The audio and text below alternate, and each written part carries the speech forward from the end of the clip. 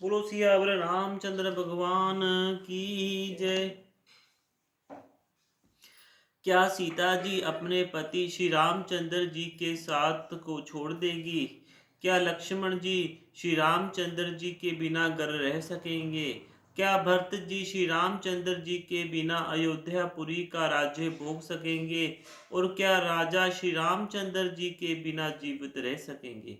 अर्थात ना सीता जी जहाँ रहेगी, ना लक्ष्मण जी जहाँ रहेंगे, ना भरत राज्य करेगा और ना राजा ही जीवित रहेगा, सब उजड़ हो जाएगा। हृदय में ऐसा विचार कर क्रोध छोड़ दो, शोक और कलंक की कोठी मत बनो। भरत को अवश्य युवराज पद दो, पर श्री रामचंद्र जी का वन में क्या काम है? श्री रामचंद्र जी राज्य के भूखे नहीं हैं, वे धर्म की दूरी को धारण करने वाले और विषय रस से रूखे हैं, अर्थात उनमें विषय शक्ति है ही नहीं। इसलिए तुम यह शंका ना करो कि श्री राम जी वन ना गए तो भरत के राज्य में विघ्न करेंगे। इतने पर भी मन ना माने तो तुम राज से दूसरा ऐसा यह वर ले लो कि श्री राम घर छोड़कर गुरु के घर रहे। जो तुम हमारे कहने पर ना चलोगी तो तुम्हारे हाथ कुछ भी ना लगेगा। यदि तुमने कुछ हंसी की हो तो उसे प्रकट में कहने कर जना दो कि मैंने दिल लगी की है। राम सरीखा पुत्र क्या वन के योग्य है? यह सुनकर लोग तुम्हें क्या कहेंगे? जल्दी उठो और वही उपाय करो जिस उपाय से इस शोक और कलंक का नाश हो। जिस तरह नगर भर का शोक और तुम्हारा कलंक मिटे, वही उपाय करके कुल की रक्षा कर वन जाते हुए श्री राम जी को हट करके लौटा ले, दूसरी कोई बात ना चला। तुलसीदास जी कहते हैं, जैसे सूर्य के बिना दिन, प्राणों के बिना शरीर और चंद्रमों के बिना रात निर्जीव तथा शोभाहीन हो जाती है, वैसे ही श्री रामचंद्र जी के बिना अयोध्या हो जाएगी। हे भामनी, तू अपने हृदय में इस बात को समझ विचार कर देख तो सही। इस प्रकार सखियों ने ऐसी सीख दी जो सुनने में मीठी और परिणाम में हितकारी थी। पर कुटिला कुबेरी की सखियां पढ़ाई हुई केकई ने इस पर जरा भी कान नहीं दिया। केकई कोई उत्तर नहीं देती, वह क्रोध के मारे रूखी हो रही है, ऐसे देखती है मानो भूखी बाघनी हिरण को देखती है। तब सखियों ने रोग को असाध्य समझकर उसे छोड़ दिया। सब उसको मंद बुद्धि अभागिनी कहते हुए चल दी। राज्य करते हुए इस केकई को देव ने नष्ट कर दिया।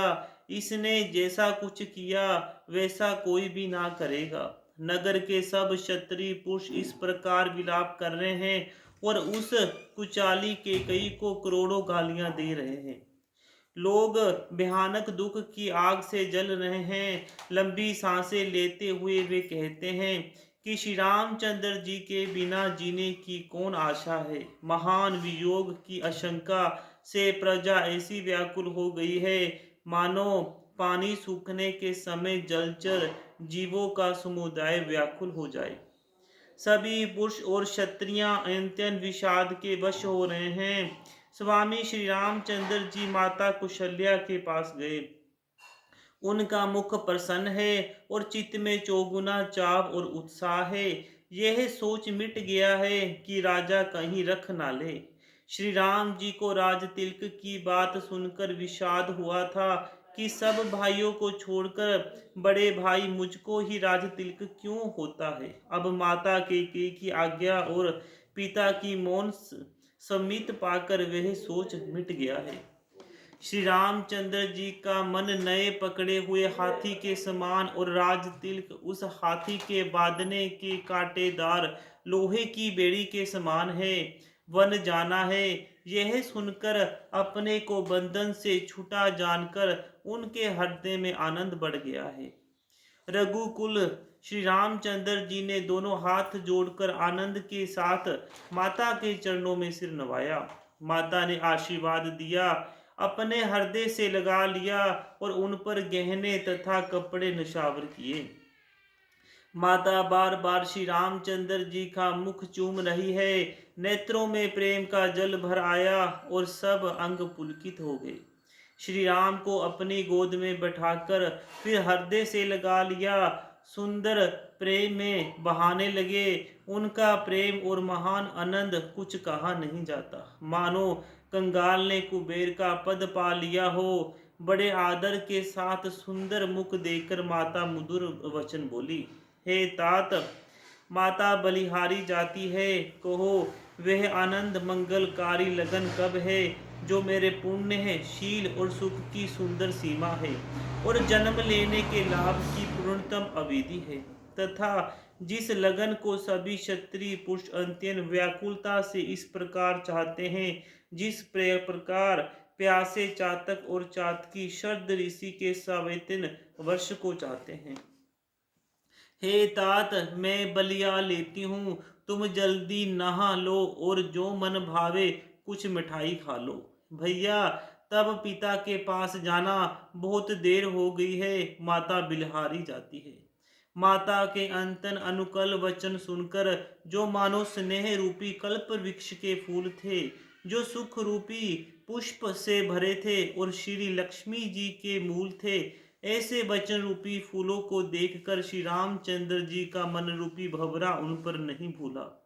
धर्म धुरीण श्री रामचंद्र जी ने धर्म की गति को जानकर माता से अत्यंत कोमल वाणी से कहा, हे माता, पिताजी ने मुझको वन का राज्य दिया है जहाँ सब प्रकार से मेरा बड़ा काम बनने वाला है। हे माता, तू प्रसन्न मन से मुझे आज्ञा दे जिससे मेरे वन यात्रा में आनंद मंगल हो। मेरे स्नेह बस भूलकर भी डरना नहीं। हे माता, तेरी कृपा से आनंद ही होगा। 14 वर्ष वन में रहकर पिताजी के वचनों के प्रमाणित सत्य कर फिर लौटकर तेरे चरणों के दर्शन करूंगा। तू मन को दुखी ना कर। रघुकुल में श्रेष्ठ श्री रामचंद्र जी के बहुत ही नमन और मीठे वचन माता के हृदय में बाण के समान लगे और कसकने लगे। उस शीतल वाणी को सुनकर कौशल्या वैसी ही सहम कर सूख गई जैसे बरसात का पानी पड़ने से जवासा सूख जाता है। हृदय का विषाद कुछ कहा नहीं जाता। मानो सिंह की गर्जना सुनकर हिरण व्याकुल हो गई हो। नेत्रों में जल भर आया, शरीर थर थर कांपने लगा, मानो मछली खाकर बदहवास हो गई हो। धीरज धरकर पुत्र का मुख देखकर माता गदगद वचन कहने लगी, है तात, तुम तो पिता को प्राणों के समान प्रिय हो। तुम्हारे चरित्र को देखकर वे नित्य प्रसन्न होते थे। राज्य देने के लिए उन्होंने ही शुभ दिन सुधवाया था, फिर अब किस अपराध से वन जाने को कहा। हे तात, मुझे इसका कारण सुनाओ। सूर्यवंश रूपी वन को जलाने के लिए अग्नि कौन हो गया है। बोलो सियावर रामचंद्र भगवान की जय।